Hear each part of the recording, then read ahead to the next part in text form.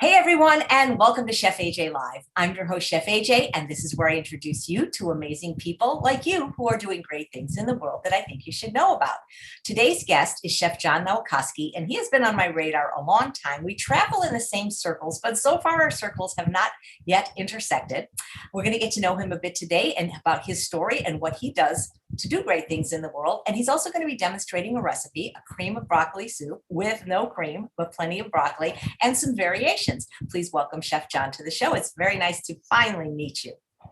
Thank you, Chef AJ. Yeah, I can't wait to hear your story, but I know you want to jump in and get the recipe started. And once it's cooking, we'll find a lot of time to talk about you and your journey. Great. Well, because of my background in the hotel business, I spent the better part of my career with Marriott Hotels in the restaurant business. I know how they do it in the hotel restaurant business, but in the spa business, we're going to do things in a healthier format. So most cream soups have heavy cream in there or half and half. Definitely thickened with roux, which is butter and flour. Always white flour, I'm sure, but not always butter.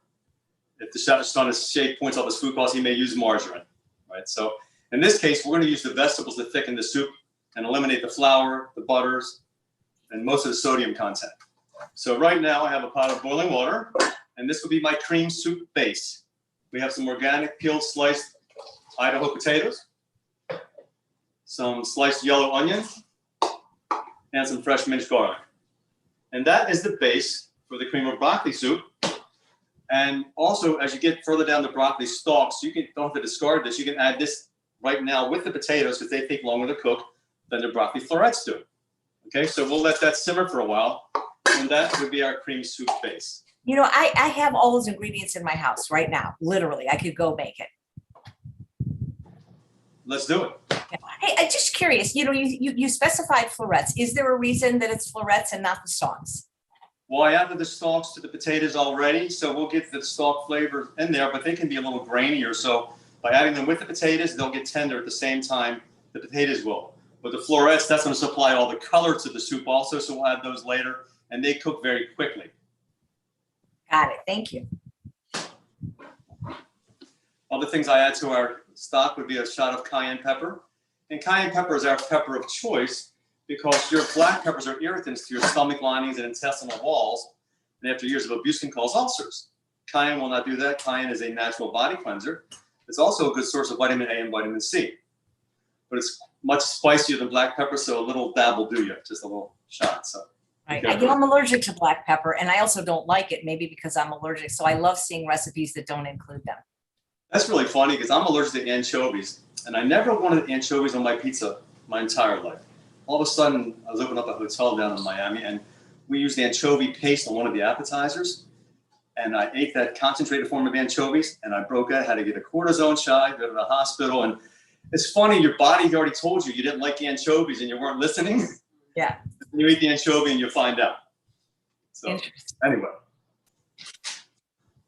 Now, other things that we use in making soups, and I can almost guarantee you most cream soups, they use chicken bouillon or chicken broth to flavor their soups. And in those bouillon cubes are typically trans fats, corn syrup, artificial colorings or flavorings. And in replacement of that, we're going to use miso. And miso is a fermented soybean paste. I have some white miso here, which is a little lower sodium. And this is a chickpea miso. So if someone cannot have soy, they can use the chickpea miso. I think it's a little more expensive. And you find both of them at any Whole Foods or natural food stores around. So these are what we use to replace the bouillon cubes in my recipe. Brilliant. So, and also, they have brown rice miso meat. There's so many things they make miso out of. Right. And with the brown rice miso, that's a darker miso. So if the recipe calls for a beef broth-like option, you can use that. Or you can use a couple squirts of dried liquid aminos. I need that to get that beef broth-like flavor. So as we make this soup base for cream of broccoli soup, you can just interchange your vegetables and make cream of asparagus soup, cream of cauliflower soup. Maybe I'll put a little dill in there. And then further into the class, I'll also make a cream of wild mushroom soup using the same base. So once you have your soup base, which is the potatoes and the onions and the garlic and the cayenne pepper, you can just change your vegetables. I love it. When I make my sweet potato corn kale chowder, we change and we use sweet potatoes instead of the white potato. And when you are buying white potatoes, buy the organic ones. Because if you look at the Dirty Dozen, the white potato is a very big member of the Dirty Dozen, which means it's very highly sprayed with pesticides. So always buy organic potatoes.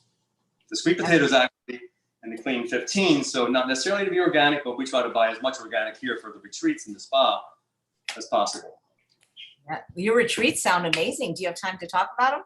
Sure. Well, I guess I started working at the Regency Health Spa with Dr. Sabatino back in 1995, and we were there till they closed in 2015. And I guess about 6 months into the program, guests were loving the food, and they'd always, as I walk through their dining room, they say, do you have a recipe for that? And I didn't. So I go back home, and the next morning I make up a recipe, and 9 months into my tenure there, I wrote my first cookbook called Vegetarian Magic. It was really mostly the customer feedback that helped bring that about. So anyway, the Regency Health Spa was a vegan resort, specifically for weight loss, but people go there to detox and other things as well. And we had the full vegan program, but we also had a juicing program as well for a little more detoxing. Dr. Sabatino also administered the water fasting program. So juicing is not fasting. Fasting is usually water only. So we did that, and we had a 60-room resort. So we'd have between 60 and 80 people there in high season. And I just made friends for life from there because we've had thousands of customers come through.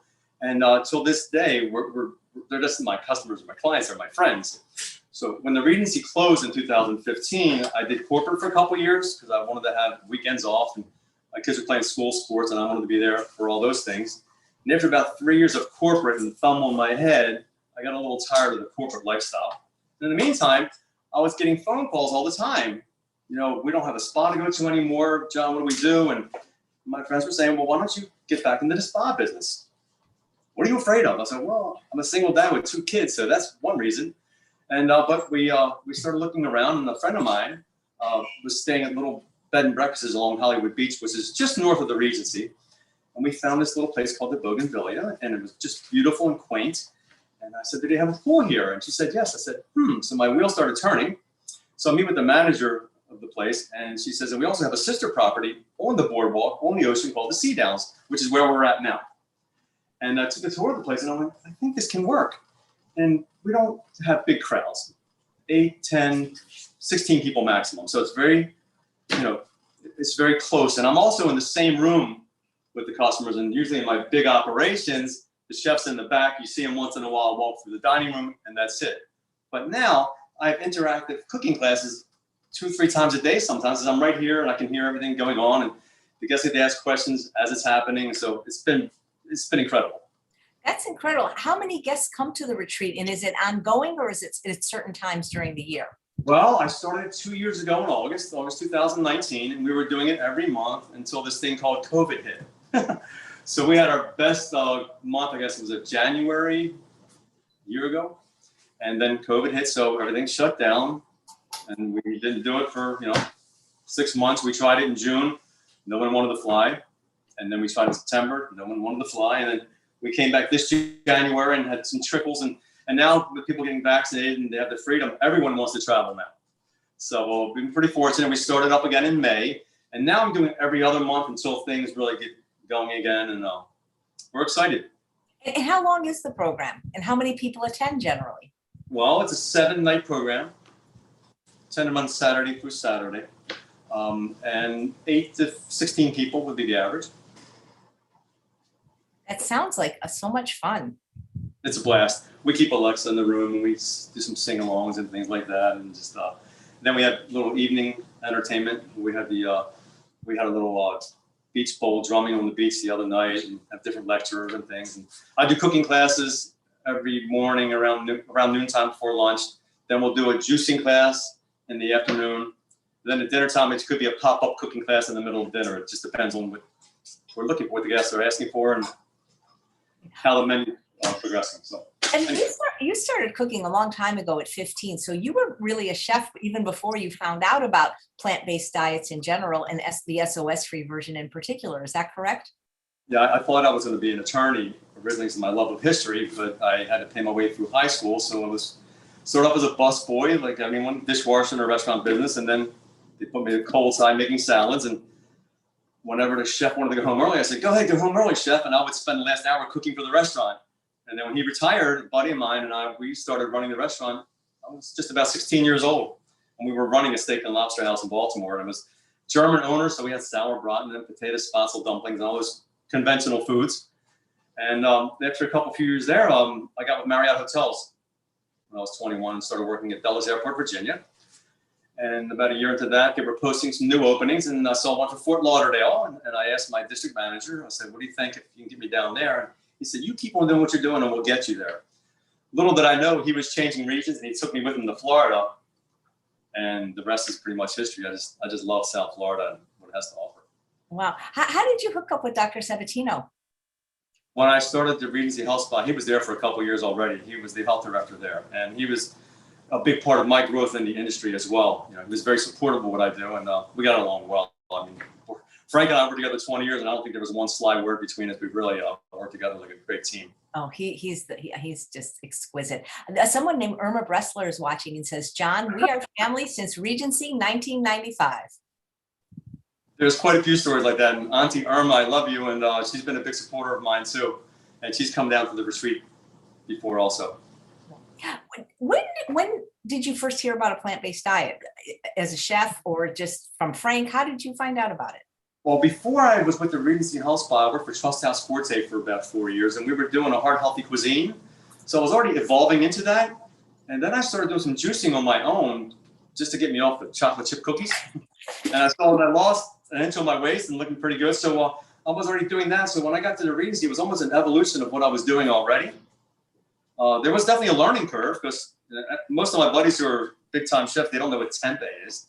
They sure to know what seitan was or silken tofu. So I had that learning curve. But the great thing was I was taking a lot of unhealthy favorites like the ricotta cheese or mozzarella you put in lasagna, and I would make a tofu ricotta. We would use a vegan mozzarella cheese, and it looked like the real thing. And eye appeal is so important when you cook like this. If it looks like the real thing, people will buy into it quicker than, I don't know what this stuff is. So, if you can make it look and taste like the original thing, people are more likely to buy into it. And what's really important is it's okay to do it here for a week, but we want you to take it home with you. So that's the fun part about my teaching is to keep it simple, stupid, and make it easy for the guests to go home and continue the lifestyle. I agree with keeping it simple. Do you find that you eat fairly simply yourself? Yes, but the rest of my life is kind of complicated. 2 kids, soccer practice, volleyball practice, back and forth, but it's wonderful, and I wouldn't change a thing.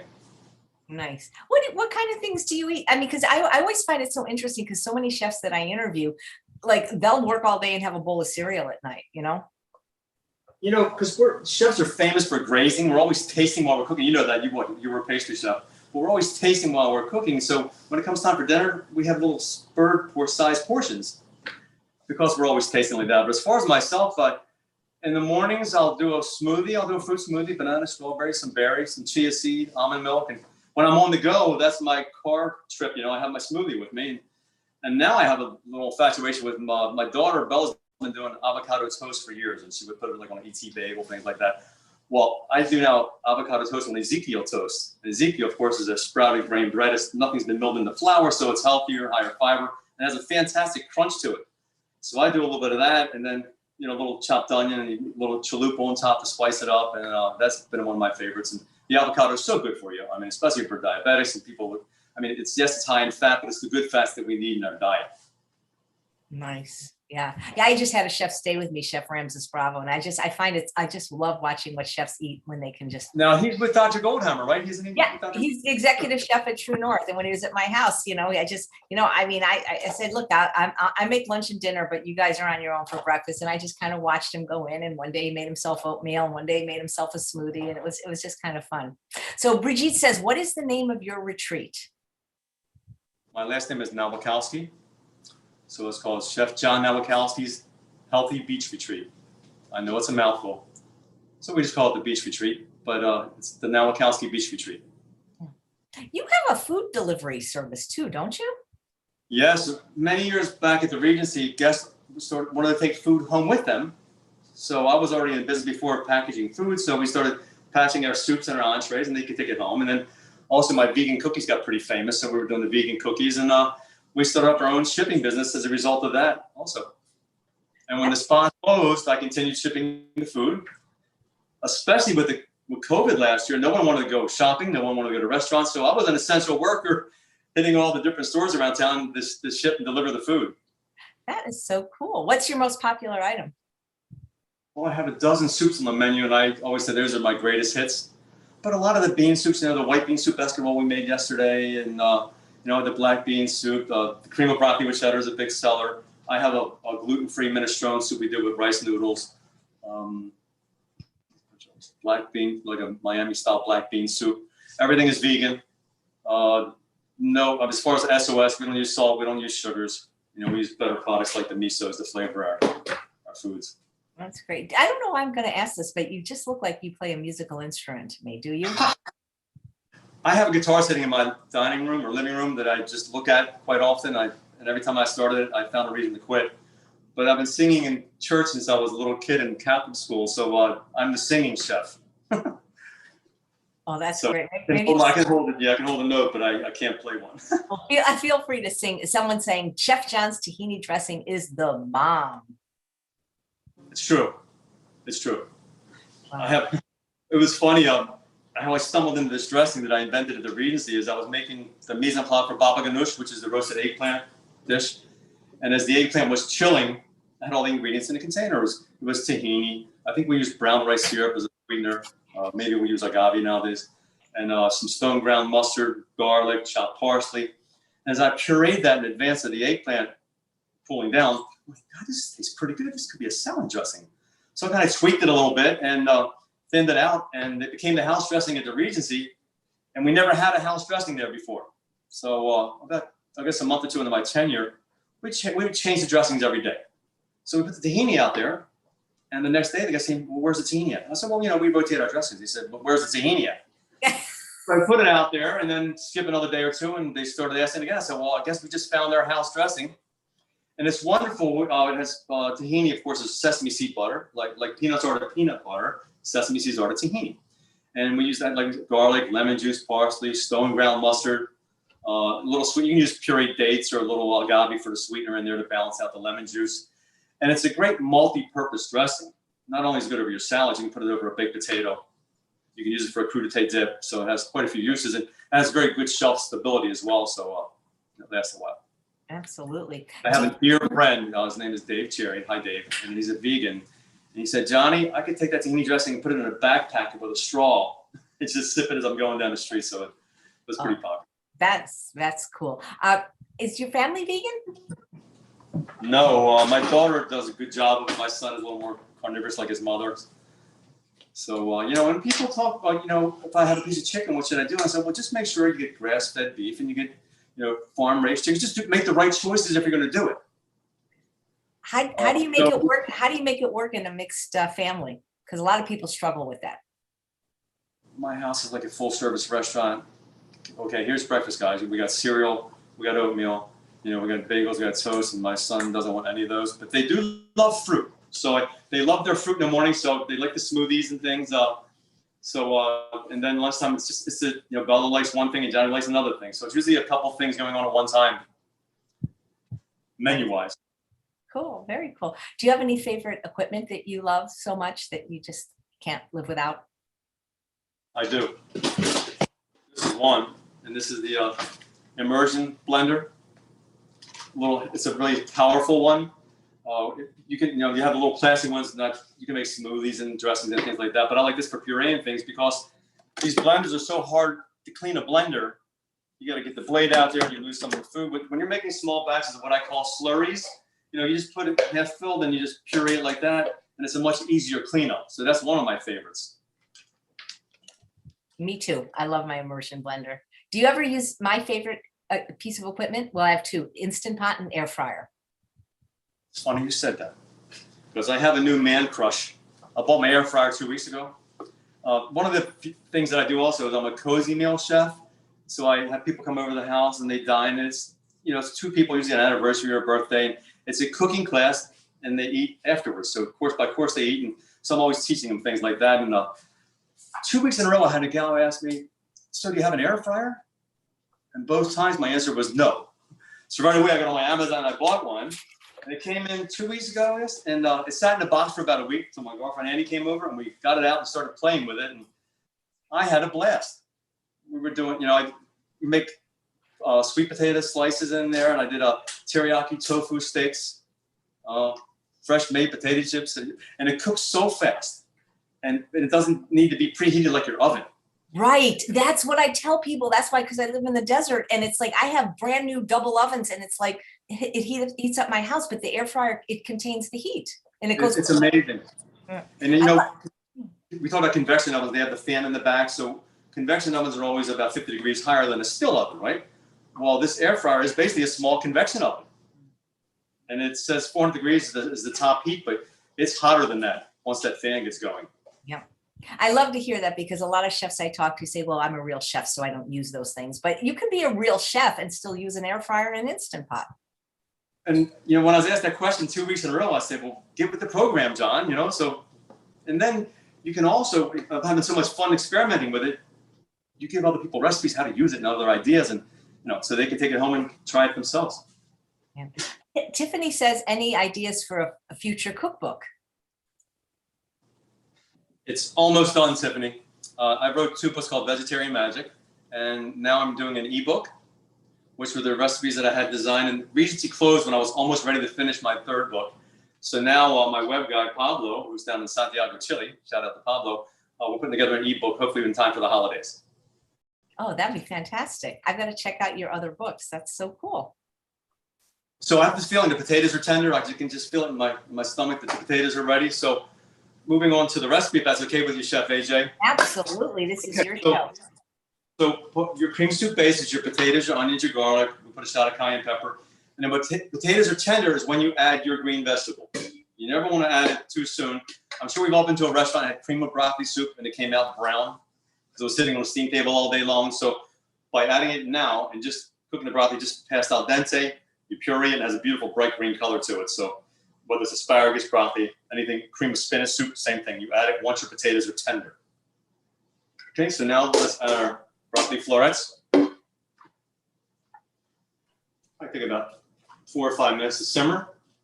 And now typically when you're cooking vegetables, the healthiest way to get the most out of your vegetables is by steaming them or grilling them or roasting them with very little water when you're steaming your vegetables. But now, you know, when you submerge your vegetables in water like my mom used to, you're cooking the nutrients out of your vegetables, so you have to drink the broth, right? Well, in this case, we will be drinking the broth from the broccoli. Right. I do drink the broth. They call it pot liquor, and I love it. Okay, so we've all probably had cream of broccoli with cheddar at one time or another in a restaurant, and we're going to use the vegan cheddar shreds today. Okay, Daya does a great job with it. So the consistency is wonderful. The meltability is great. And as a chef, we're always looking at things to appear correctly, like we're used to. And some of the vegan cheeses don't cooperate that well. But I did find that the Daya is probably the best one for what we're trying to do. So when you're making cheese sauces or au gratin sauces, typically what? You have to put your milk in the pot, you scald it, and then you thicken it with roux. We're not going to do that, right? We're going to thicken our soup with the vegetables itself and let the blender melt the cheese for us. So you don't have to make when you make a cream sauce on the stovetop and add cheese, usually you scorch the bottom of your pot. None of those things are going to happen today because we're going to let the blender do the work for us. Yep. And which blender is that? This is a big Ninja. I prefer the Vitamix, but my Ninja does, I take it with me back and forth a little easier. But I like this one because it's pretty handy because you can take the blade out. Oh, that's cool. And I've heard people really speak highly of the Ninja because of the way the blades are at different levels. And there's no indentations on the glass of it. So when you scrape down like this, you don't have to fight in between for your food. It comes out very easily. So I like the convenience of it. I mean, I like the power of the Vitamix. It does have a little more power, but the convenience of the Ninja is also great. Tiffany says, are any of your kids interested in following your cooking footsteps? Well, my son still has trouble buttering his own bread, so I doubt if Johnny will, but my daughter's very active. She's always, they're working with me at the retreat. Bella's here right now, and they help me in the cold kitchen, and she's always helping me around the house. Johnny can peel potatoes. I have to be fair. Johnny can peel potatoes. Because I had a party one time, and he had to clean potatoes for 100 people, so I know he can do that. Bella's always trying little desserts and things. She's always trying some new ideas, and she helps me make cookies, right, Bella? Cookies, rum balls, prep for my catering. So I don't wish that on them because it's a very difficult job. Yeah, You people know, don't realize. People always say to me, "Oh, you're going to go back to work at a restaurant or open a restaurant." I'm like, "No, I'm in my 60s. It's hard work. People don't realize you're on your feet all day." no one becomes a famous chef overnight. You know, I've washed so many pots until midnight, through the middle of the night. You know, peeled tons of carrots and cried over the onions, and you know, you have to work your way up. You can go to culinary school, but that's not practical experience. You have to get into school of hard knocks. And I was lucky; I started as a teenager. So by the time I get the hotel business at 21, you know, it was second nature for me at that point. Yeah, well, But that's hard what work. the reason It's I a went hum- into pastries. I couldn't take the the stress of being an executive chef, and whereas with pastry, you just had to get your orders done. There wasn't pressure like there is for you. Well, you know, I always looked at the kitchen as a sport. So when I'm working hard and sweating, you know, I was always a jock before I was a chef. So to me, it was just another sport. So it wasn't really a job, you know, so it became fun. But in my big hotels, in my pastry shops, those guys worked hard because, you know, you have catering for 1,000 people. You have 3 or 4 different restaurants. Those pastry chefs pull in some long hours. Then you throw in a food show once in a while where we stay up all night for the entire weekend with food presentations. And that's pretty tough for a pastry chef. Right. But what I meant, it wasn't the pressure of like somebody's not waiting for that moment. You know what I mean? It's like they're not hungry and waiting. It's already made. It just felt like less pressure. Also, I got to work solo in the kitchen by myself, and I do better when I'm not distracted. So people ask me about do pastries at home, and I said, I'll make cookies at home, but other than that, it's too messy. Yeah. I'd rather work in my big pastry kitchen where I can throw the flour on the floor and not worry about it. At home, it's just too messy. So I just pretty much cookies and minor. What are your famous cookies? Well, we call them Nowakowski cookies, and I do a vegan peanut butter chocolate chip, all organic, and then I do an oatmeal raisin cookie. Tomorrow we're going to do a gluten-free banana 3-seed cookie, pepitas and sunflower seeds and raisins and unsweetened shredded coconut. Mash the bananas, put it all together, and you can slow bake in the oven. Do you use what do you use for sweetener? Like dates often? Well, I have dates that I'll use in some of my dressings, but the bananas and the raisins will sweeten the banana cookies, and then we'll do a nut. I call it almost rum balls. We'll do that Friday night, and I'll use vanilla extract instead of rum, so they're almost rum balls. Okay. And either ground walnuts or almonds with the raisins and a little carob or cocoa powder. Yeah. Do you ever use vanilla bean powder? That's one of my favorite. You know what? I've heard of it, especially when I was at the NHA conference last month. I heard a bunch of vanilla bean powder. I haven't. I've used the pods and I used the organic extracts, but that's high on my list of new things to get. I think you'll like it. So Maurice Adi writes, I first got Chef Nowakowski's book in 1977, Vegetarian Magic, Regency House. He signed it. I was with the American Culinary Fed as a student here in Vegas. Thanks, Chef John. People know you. You'll see my name on the bathroom walls every once in a while, but thank you very much for that compliment. So here's a question. I don't know if you know it being the answer because you're new to air frying and I might be able to weigh in, but do you have a tip for crisping food in the air fryer without drying it out? What I like to do is, have a pastry brush and make a little bit of a slurry, whether it's, fresh herbs and some flavored vinegars or something like that infused. And if you got to put a, drop of sesame oil there to give it some flavor, and then brush your foods, but brush the bottom first down and then brush the top of it. And that should keep some more moisture in your foods. At least in my short-lived experience with the air fryer. Yep, that's what I would say. Deborah says, is your tahini dressing recipe in any of your books or future books? It is in the book. It is in the book. I think originally we called it mustard tahini dressing and just shortened it to tahini dressing. It's most tahini dressings that I tried along the way were very tasty, not very flavorful, but by adding stone ground mustard to it, it gave it a nice change in personality. Okay, so now, Chef, our broccoli's pretty much tender right now. We don't want to overcook it. And now we just turn the flame off. And you can use a slotted spoon, or I have a little Jinwa strainer. And add your vegetables and potato product.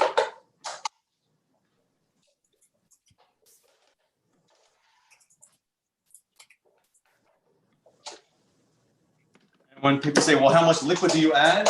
Well, it's a very simple technique. You just add just enough liquid to submerge your vegetables. So once you get it to the vegetable level, it'll come out like a medium cream sauce would be.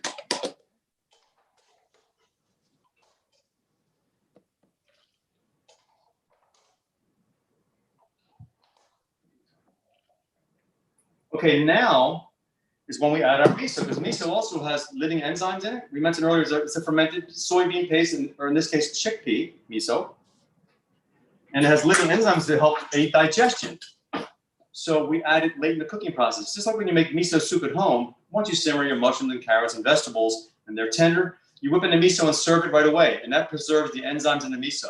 You do not want to bring your miso up to a boil because that will destroy the enzymes. It still tastes great, but you lose the beneficial enzymes from the heat.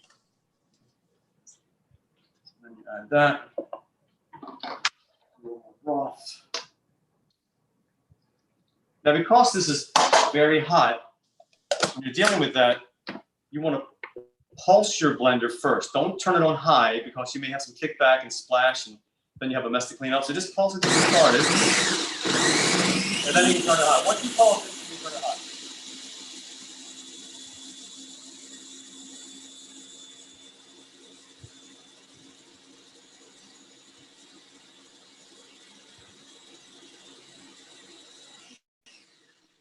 If you like more like a chowder or chunky, you can stop right now. If you like it creamier, just let it go a little longer.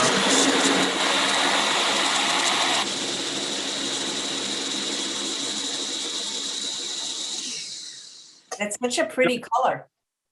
And if you don't like broccoli like President Bush, you know, you can always use asparagus or cauliflower the same way you would use the broccoli. And you get this beautiful color.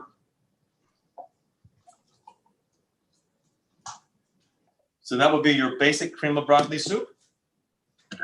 And then if you want to change your personality and add your cheddar, make cream of broccoli with cheddar, as opposed to what we mentioned earlier about making a creamy sauce on the stove and scorching your pot, you just add the cheddar right to the blender and let the blender do the work for you. How easy is that?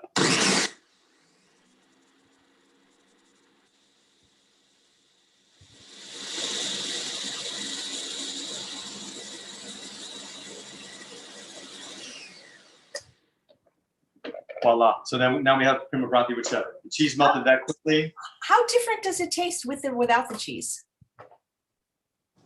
Well, the cheese has a little sodium content to it, so it's going to probably have a little more flavor, a little creamier. But for basic cream of broccoli, you're not, the miso has added enough flavor to it already that you're not sacrificing flavor, texture, palatability. It's great. So either one would work. I just always knew this is one of our best sellers. People like their cheese from some kind of source, so we keep it vegan. And if you want to spice it up to make a jalapeno jack cheese, you can always change your type of cheese also. Well, that sounds great. You probably answered this, but perhaps she tuned in late, Pixie. Has he always been a plant-based chef, or did he start out as a chef cooking restaurant food? And if so, what was the transition like? Well, I started in a steak and lobster house, and I probably had more lobster as a teenager than some people would have in a lifetime. Back then it was South African sales, Australian sales. And then, but the evolution was, you know, I was in the hotel business. I did that for about 12 years. And then I got into health food cooking. I was already interested in low fat, low calorie cooking because even in my late 20s, I had some chest pains, some stress. Went to the doctor, my cholesterol was high. So now I had the motivation, you know, to get rid of the heavy creams and all the animal fats. And I had to do that for health reasons, first of all. And then fell in love with it. And, you know, in the hotel business, it's all about the bottom line. The dollar is not about the health. And then you get into the spa industry, and it's all about helping people get healthier and then taking the program home with them and maintaining it. So we try to change lives. We don't really change too many lives in the hotel business. How many years has it been since you've been plant-based? Well, let's see, 1995 at the Regency.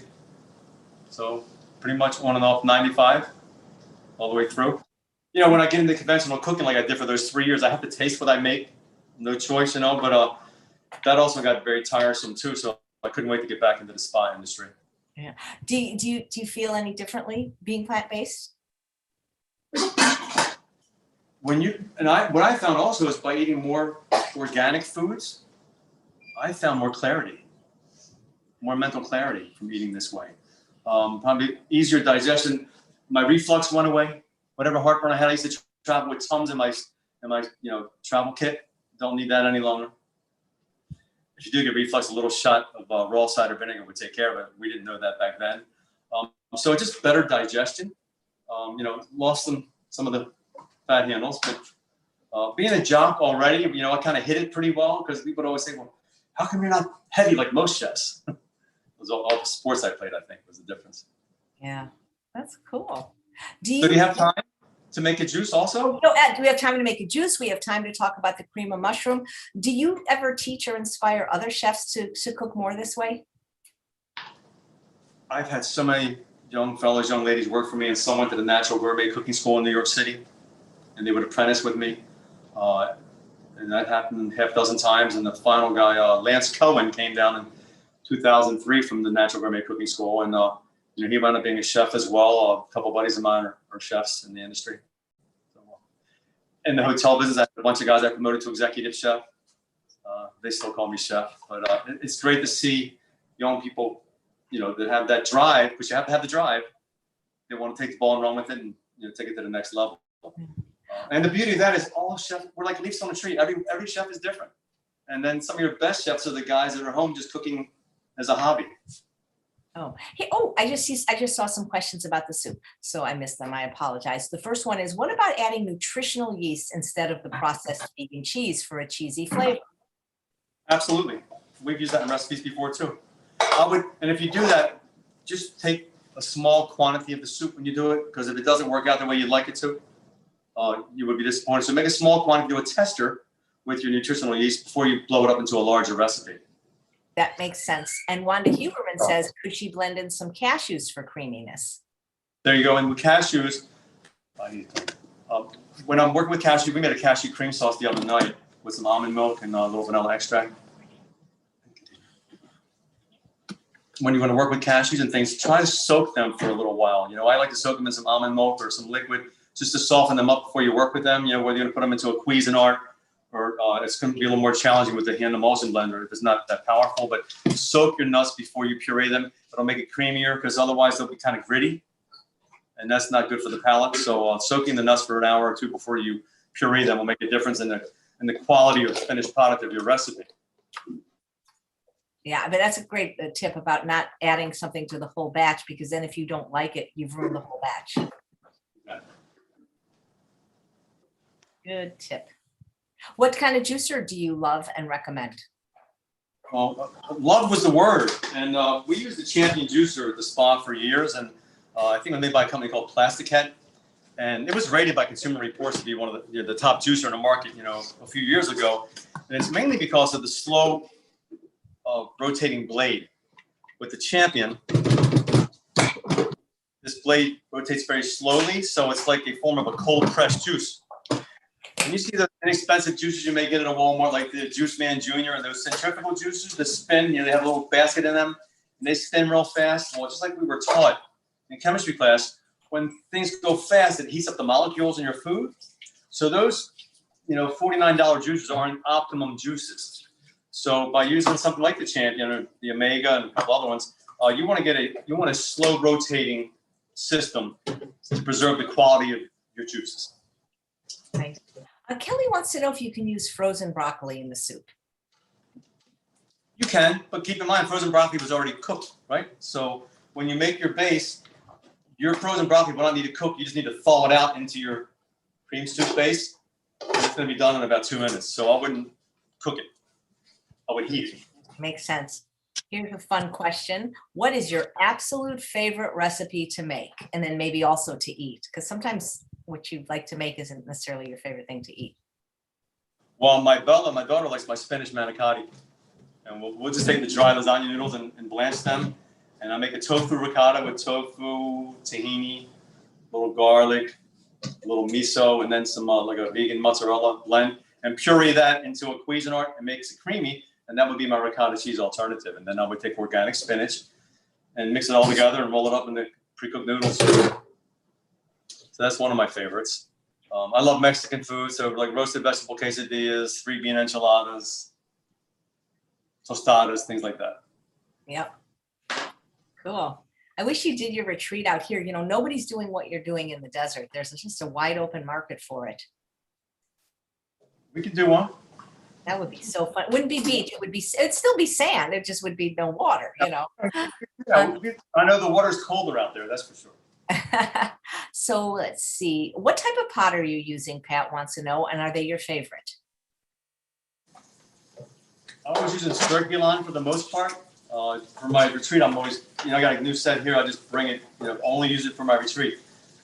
When I come here, I remove all the china, glass, silver, and I bring my own stuff because, being vegan, if our guests are, keeping kosher, I bring all my silverware, my flatware, everything is our equipment. So, I did like circulon.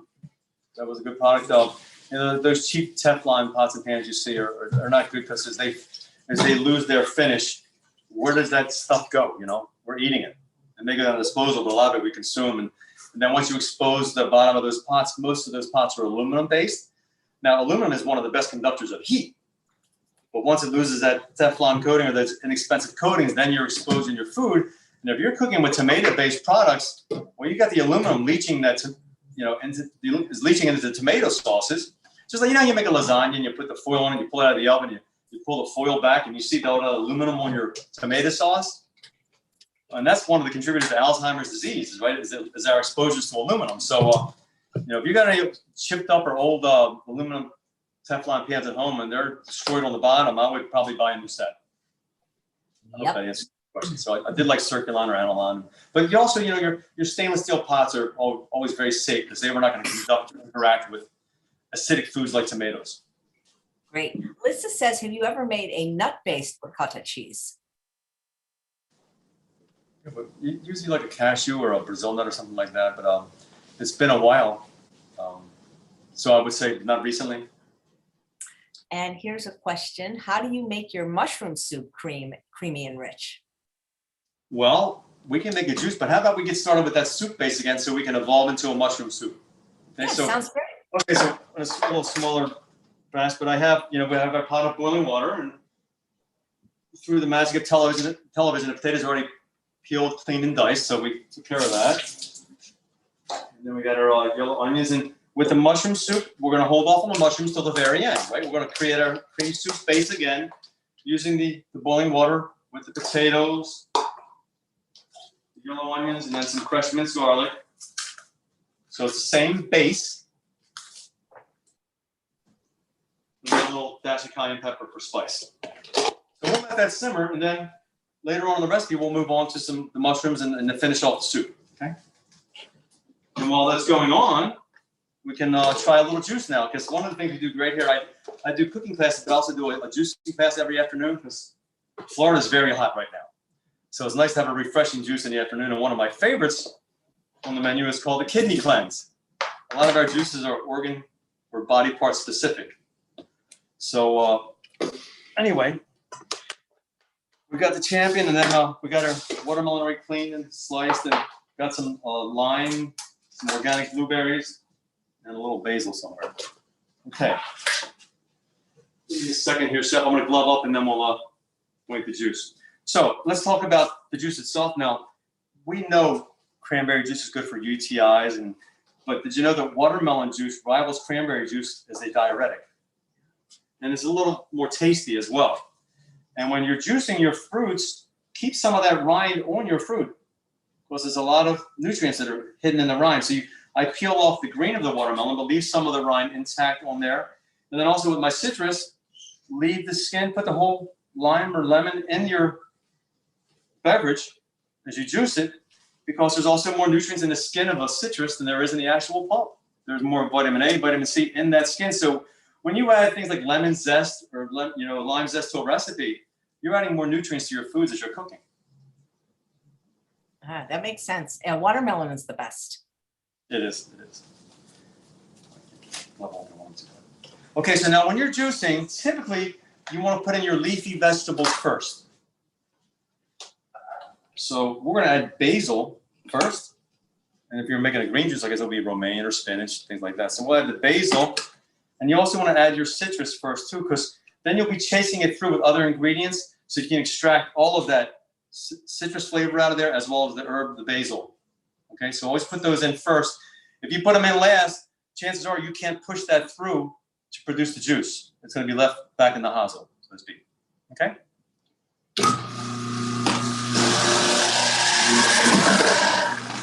So a half a lime, a couple handfuls of organic blueberries, And blueberries are also in the dirty dozen, so you want to buy organic blueberries, right? If you can't find them, at least make a little bit of a citric wash like lemon juice and water to remove the pesticides.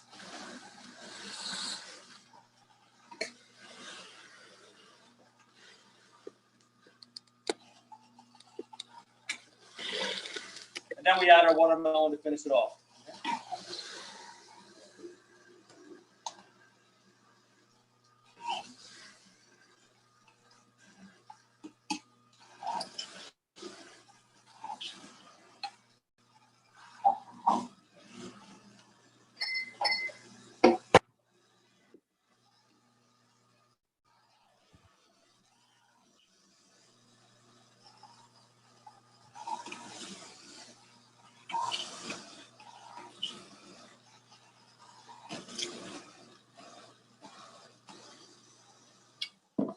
And that should do it. And now we want to add a little shot of cayenne pepper, which is also a natural body cleanser. So this juice is called the kidney cleanse. A little cayenne pepper.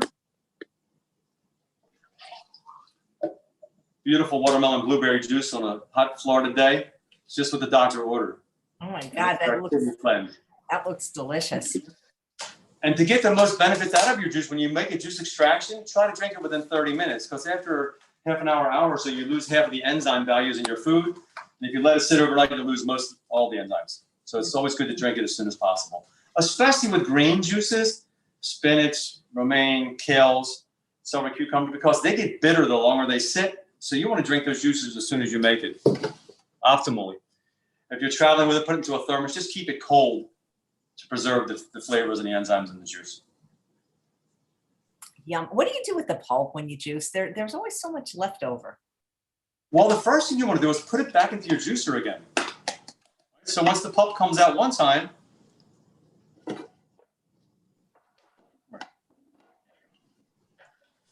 you will still get more bang for your buck. So I got another 2 to 3 ounces of juice, so always put it through a second time, and that lowers your food cost.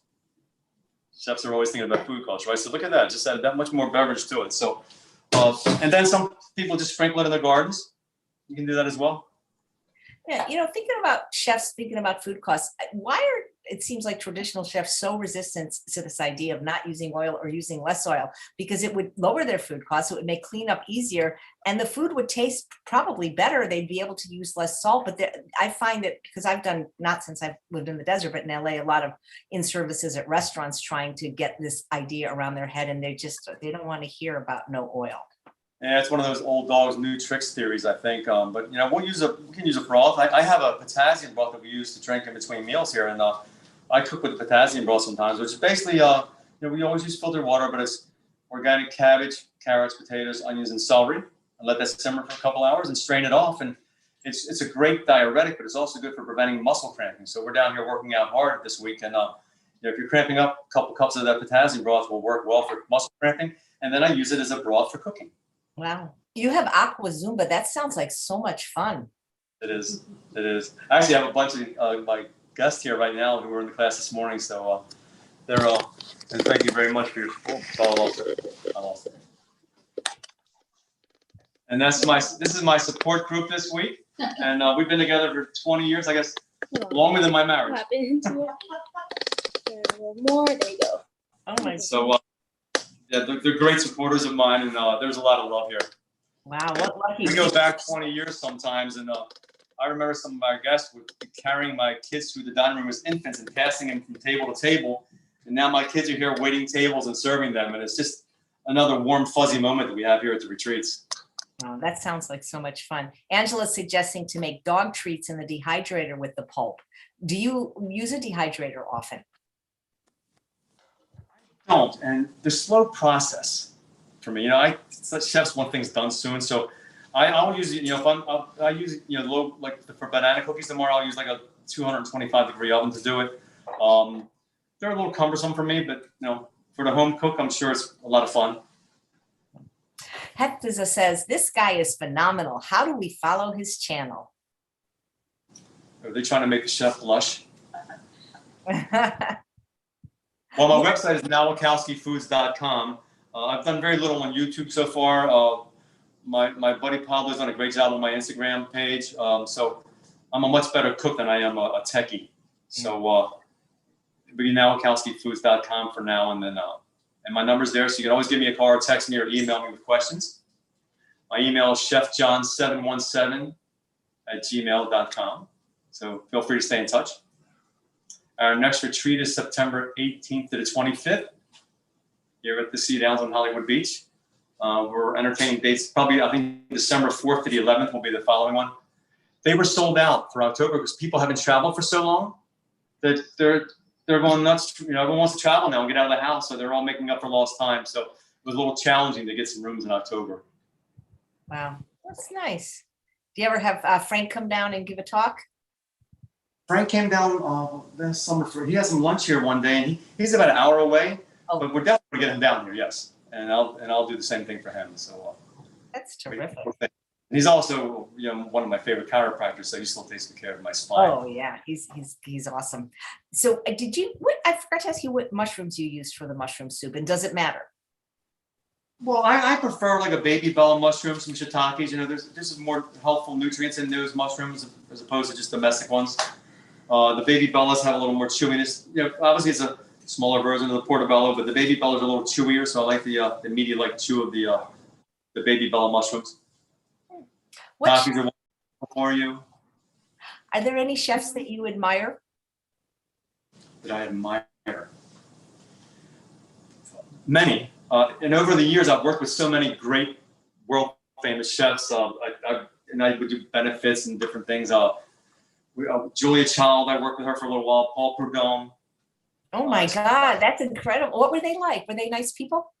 Extremely. Now, Paul was heavy, so he was going around in a wheelchair in the kitchen. I don't know how he made it through all the kitchens like a maze, but he was good in the wheelchair.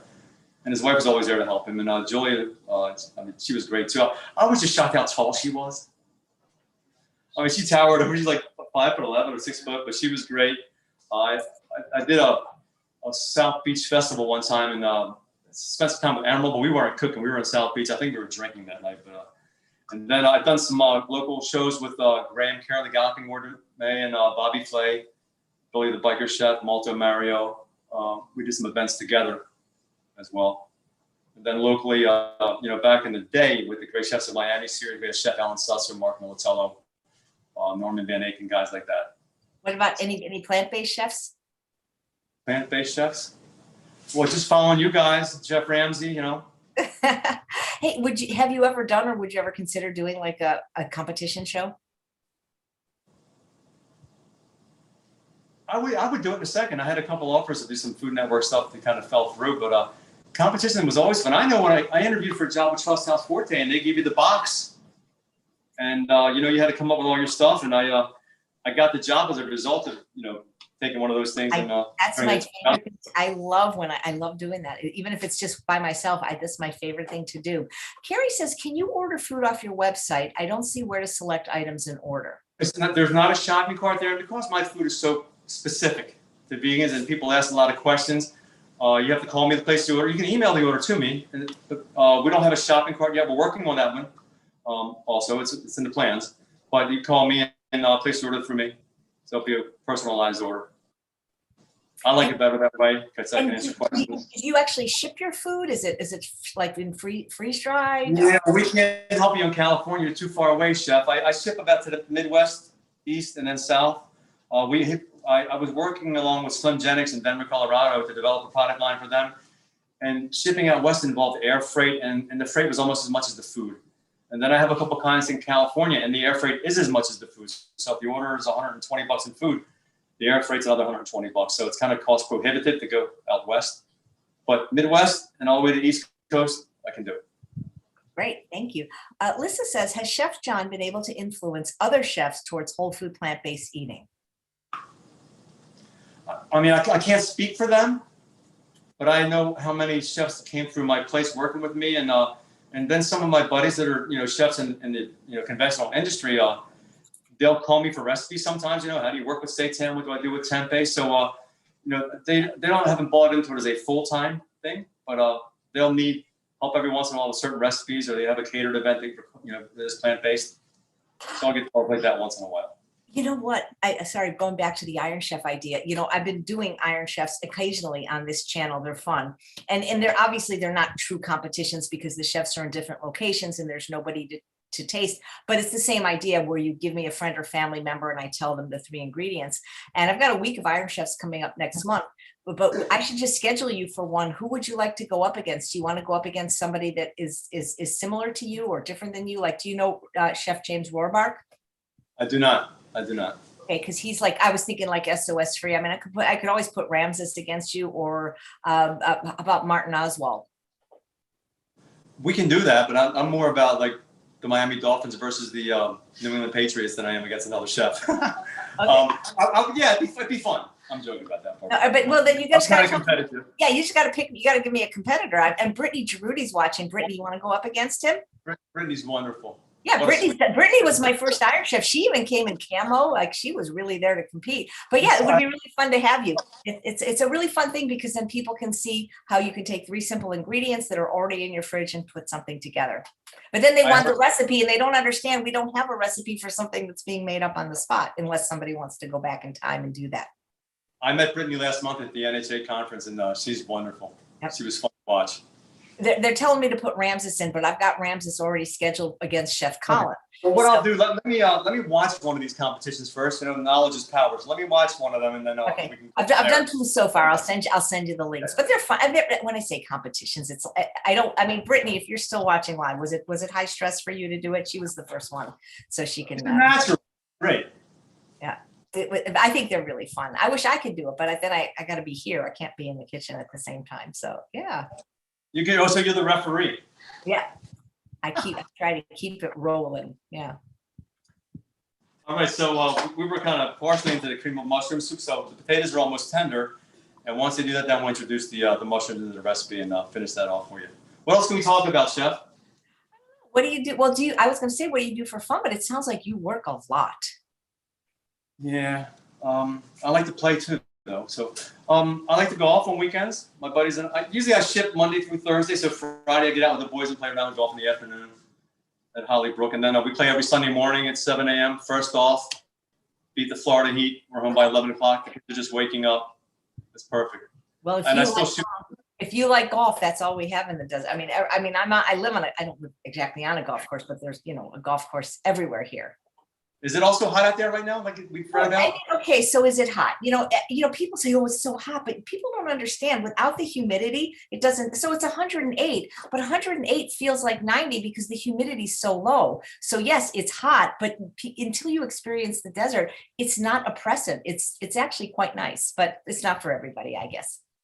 Well, I went to Arizona, went to Phoenix to see my buddy Dave Cherry in August every summer, and it was 117 degrees at 7 p.m. I'm going like, you can say it's no humidity, but don't, I'm still soaked. Well, yeah, I guess, but you really do acclimate very quickly if you live here, or at least, well, my husband and I did. But like I say, it's not the beauty of the desert outweighs the 2 months that are a little bit hot, which are basically July and August. This year. Where are you from, Jeff? Well, I was born in Chicago, but I've lived in California since I was 11, but most of my life in LA till about 3 years ago. So yeah. Hey, here's a fun question from Pat. Have you ever wanted to veganize Jacques Pepin? I love his thrifty, simple foods. A lot of the things that I've done in the past, so that's my soup recipes, might have had shrimp or chicken in there one day, and it was really easy conversion for me. You just remove the animal products from it, and you got a great tasting soup. So it's pretty simple if you do it like that. And then it's all about the fresh herbs and the flavors, I think, when you're cooking like this. So the mushroom soup will add some thyme leaves to it. But I always say, I try to cook low sodium, high flavor. And how do you do that? You use a lot of fresh herbs. I'm going to show you a little trick that I try to teach everyone nowadays. And I've been doing it for a couple of years. But did you ever buy cilantro or basil and you use half of it in a recipe? And then the other half is in your fridge for 3 days and you pull out the drawer and it's soggy and brown and you get mad because you wasted it? Yep. Well, it happened to me too, and I got tired of it. And chefs are always about the food costs, and we try to start with pennies to make dollars. So when you buy your cilantro or your basil, chop up the whole thing right away. Yes, you're only going to use a small part for your recipe, but then in my freezer, I have little deli containers: B for basil, P for parsley, D for dill, and I got fresh chopped herbs here: oregano, thyme leaves, rosemary, all chopped up and labeled already. And so when you're ready to do something, cooking is more fun and it's faster because my herb is already done. Half the time of a recipe is usually chopping your cilantro or your basil. And by having it ready, it just makes it a lot easier to cook. And you don't waste anything. And you never get mad at yourself again when you throw cilantro away. Yeah, that's a great idea. So it's sort of like batch cooking for herbs. Do you do any other kind of batch cooking for yourself? Well, for my business, I make 3-4 gallon pots of soup at a time, and then we chill them down and freeze them. And that's another. I'm very about that up. When you're making a big pot of soup, and a lot of people cook on weekends because we have time off, so they'll make a large pot of soup for the week. But the trouble is, when that soup gets done cooking, you have to cool it down. You sure don't want to put it into your refrigerator because that hot pot of soup brings the temperature down of all the food in your refrigerator. So what I've done is you just take like a bottle, like either from a pop bottle or like a 2-liter bottle of club soda or something, empty it out and put water in there and freeze those bottles in your freezer.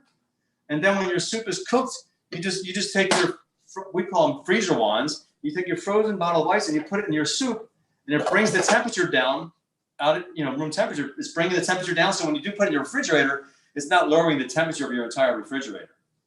So when I'm cooking my large quantities, I may have 2 or 3 of those in my freezer wands in my soup to bring that temperature down fast, get it out of the danger zone, right? Because the danger zone for foods is 40 degrees to 141 degrees. So you want to get it out of that danger zone as fast as possible. So the freezer wand concept is a really great way to lower your temperature for your batch cooking. Great idea. Thank you. Cindy says, do you use sprouts? Oh my God, yes. We use sprouts in our juices, on our salad bars, and I guess your best sprouts are sunflower sprouts, snow pea sprouts. We have broccoli sprouts, and all those, all the oxygen in sprouts. It helps fight cancer conditions. It keeps you healthier, right? It puts more oxygen in your body, and you feel more energy from them. So anytime you get sunflower sprouts or broccoli sprouts, broccoli sprouts are easy to find. They're in every market, right next to the alfalfa sprouts, and they taste way better. And there was a study at Johns Hopkins Hospital years ago that said how important broccoli sprouts were for preventing or even reversing cancerous conditions in the body. So anytime you can add sprouts to your salads, your juices, by all means, eat your sprouts. Yep. Do you ever sprout yourself? I have. And when you sprout, though, you have to make sure you have clean filtered water, right? I have a reverse osmosis system at home. So make sure you have clean water. You don't use tap water when you're sprouting, right? You want filtered water. How we doing? John, you've heard of the principle of calorie density, right? Yes. Okay, so I have a question for you. Since you grew up in the hotel restaurant business, why is it so hard to get vegetables at hotels and restaurants? What I mean by that is, like, I produced 19 conferences, and they don't understand calorie density and how when you're not eating oil and meat and cheese, you need like more food. And we always had a hard time getting them to do enough food. And like when you go to a restaurant and you order asparagus, it's like 3 spears. And I'm not kidding. I've been to restaurants where I've ordered broccoli and it's been 6 florets. I mean, I need like a pound of vegetables. How do we get vegetables served to us at hotels and restaurants? They just seem not to want to give them. And if you have to order like 10 sides, it can be very expensive.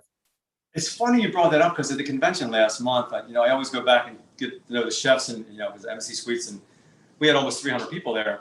And I get back, talk to the chefs, and as I'm telling them, I said, guys, listen, you have to understand this group here, us vegans, they eat a lot of food. And that's the first thing I learned at the Regency, is how much produce I would go through compared to traditional cooking.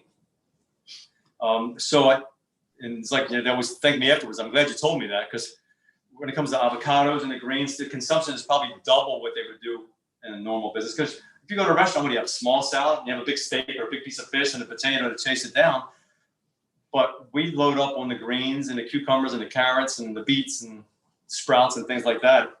And it winds up being, let's see. Yeah. So what's the best way to articulate it without spending $100 on a meal? So our salad bowls at the spa are always large ones, right?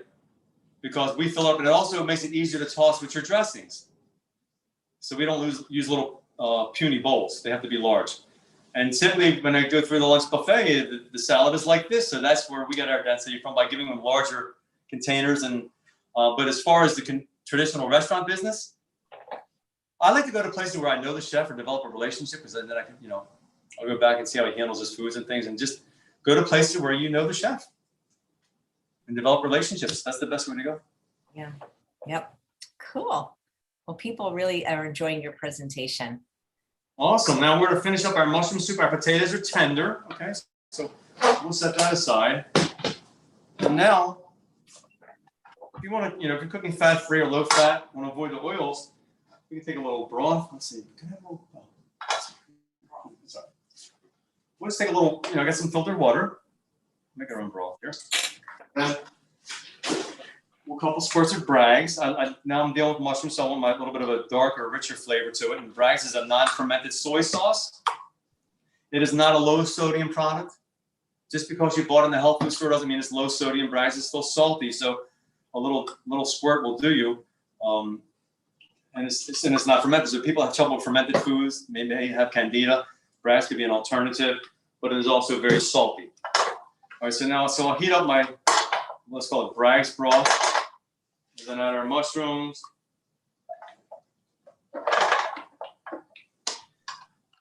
And you can still simulate sauteing. It doesn't have to be in oil to be sauteed.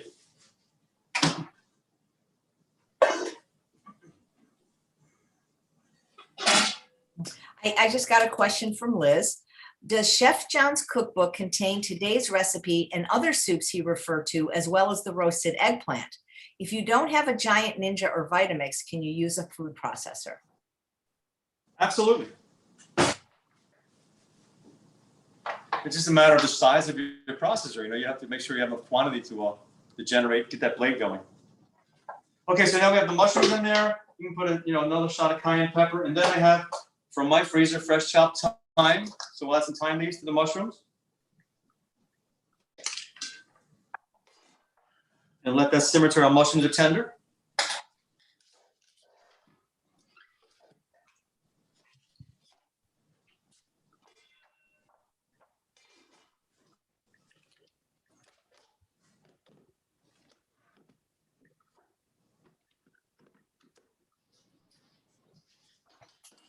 Do you have a favorite mushroom? Do you know who Chef Eric Tucker is?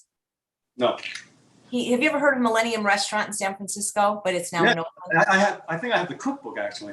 Yeah, he's a wonderful, but he loves mushrooms so much that all of his tattoos are mushrooms. And yesterday on the show, Pericles Silva, the chef at Green Fair, used, I think they were either trumpet or oyster mushrooms, and the way he sliced them, they were so meaty. And I'm wondering if you have a favorite mushroom. I love the shiitakes, the baby bellas, the wood ears, I guess, and you can grill some of those mushrooms as well. What I like to do with my portobellos when I'm working with them is just put a little balsamic vinegar in there and some herbs, some rosemary or thyme leaves, because the balsamic really latches into your mushrooms because they're so porous.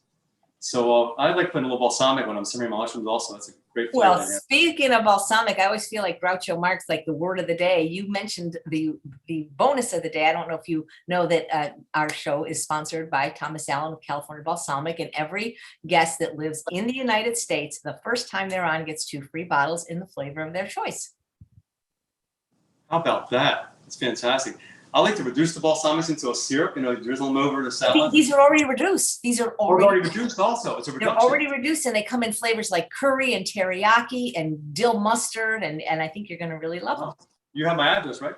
Well, yeah, I sure do, but you have to pick your flavors. I'll get in touch right after. Okay, I'd love to. That's a great word. Thank you. So the mushrooms are getting tender. What else can we talk about? Well, let's see. Do you like to read up on like the nutritional science? Do you follow any of the doctors or watch any of the documentaries, or it's kind of like, you're doing this, you don't need to know the why? I would never say that, because you never stop learning in our industry. I mean, we have our health science magazine that's sponsored by the NHA that comes out quarterly. So I love those. We read them from front to back. Those are great. So I try to keep those around the resort also, so people can take a look at them. So that's a big support for us. Cool. What's your favorite spice? Favorite spice? Favorite spice? I've done a lot of Indian cooking. I had a client in Chicago that loved it. So when I'm doing my Indian cauliflower potatoes or my roasted eggplant and tomatoes, there's always the turmeric around, the garam masala is one of my favorites also. You can make your own curries, make your own masalas by doing that. So, obviously when you make your masala, we have ginger, garlic, You want to kind of just brown that in the pan, and then you add your turmeric and your garam masala, and just keep on scraping it with a rubber spatula. Keep on scraping your pan. It looks like it's burning, but it's not. You're just roasting it and almost creating your own type of a curry. And then when you add your liquids, it brings up all those flavors out of the bottom of your pan, and the house, just the aroma is amazing. So I do like my turmeric and my garam masala from cooking Indian. Nice. Angela says, do you ever give lectures locally? Now, is locally California or Florida? Angela's in Florida. I do. Well, here, obviously here at the spa I do, but I also do lectures upon request. I've done, cooking for different families and things like that. And small groups I'll do, or large groups. Yep. So the answer is yes. Cindy wants to know if you cook with yams. And, it's an age-old, does anybody really know the difference between a yam and a sweet potato? I remember once on the show, Dr. John McDougall and Mary were arguing about it. Does it even matter what the difference is? And is there a big difference? I'll give you a little, not a lengthy story, but, when people would ask that at the spa, the difference. And so you go to Webster's and you go to yam and it says, see sweet potato. You go to sweet potato, it says see yam. But usually yams are very large, right? I think they might be Caribbean based, but they're very large, and your sweet potatoes are smaller tubulars. So yams tend to be larger. Is one thing I can think of. I love sweet potatoes, though. Have you ever tried the ones from Hawaii that are purple on the inside, the Okinawan sweet potatoes? I have not. I think Brittany was using a purple one. Well, there's different kinds of purple ones. There's like the Stokes, but these ones from Hawaii are they're unbelievable. And that must be the benefit of living in California, Chef. Well, I can't get them here anymore. I have to either order them from Hawaii. In LA, the ethnic markets would carry them, but for people that say, "Oh, I can't give up sugar," they're the sweetest things I've ever eaten. It's like eating a piece of cake, honestly.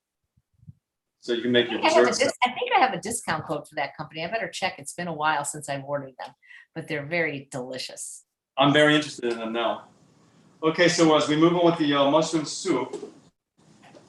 The mushrooms are tender. So now it's basically the same concept where we can take our cream soup base, which is the potatoes, onions, and garlic, and put that into the blender, but I want to only use half the mushrooms. Okay, so we'll just scoop that out.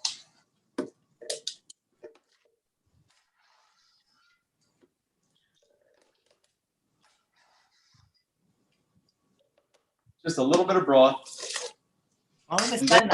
All of a sudden, I'm craving soup. And then we'll take our mushroom stock and half of the sauteed mushrooms and curry that.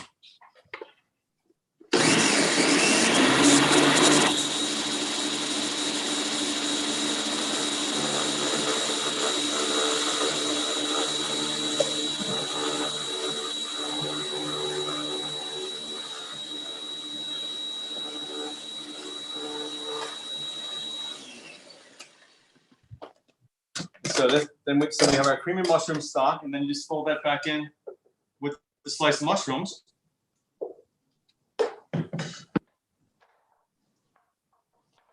Now we get some of the texture and the chewiness of the mushrooms. I bet that would almost be good as a gravy. Absolutely. For mashed potatoes. Have a nice. There's your cream of mushroom soup. Wait, could you hold it up, John? Because it's not. Sure. Tell me where. Like that? Little tip it a little bit. Okay. Nice. That'll be delicious. So it's thickened with the vegetables. It has the same eye appeal and texture as traditional hotel restaurant food, without the fat, without the flours, without the roux, and without the bouillon, the trans fats and things. So if you can cook like this, why wouldn't you want to try this to incorporate into your lifestyle? And you can go meatless more often. I would say this is not a religion, it's a lifestyle choice, so don't be too hard on yourself.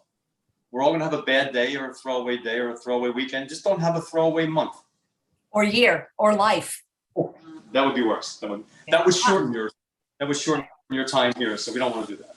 Absolutely. You are just a delightful person and an awesome chef. It's so great to meet you. I've been watching you for the last couple of weeks, Chef AJ, and you're a pleasure. I couldn't wait to meet you and work along with you. So thank you so much for inviting us. Are you kidding? Well, thank you. And you're definitely coming back, especially when your book comes out. That would be a great time to have you back. But like I said, think about who you want to go up against. We'll get you up scheduled for an Iron Chef. I'm booking for January 2022. You got it, Chef. Thank you so much. Thank you so much, Chef John. And thanks all of you for watching another episode of Chef AJ Live. Please come back tomorrow when my guest is, we have another cooking demo, Trying Vegan with Mario. This has been a great week for cooking demos. Thanks for the great recipes, Chef John.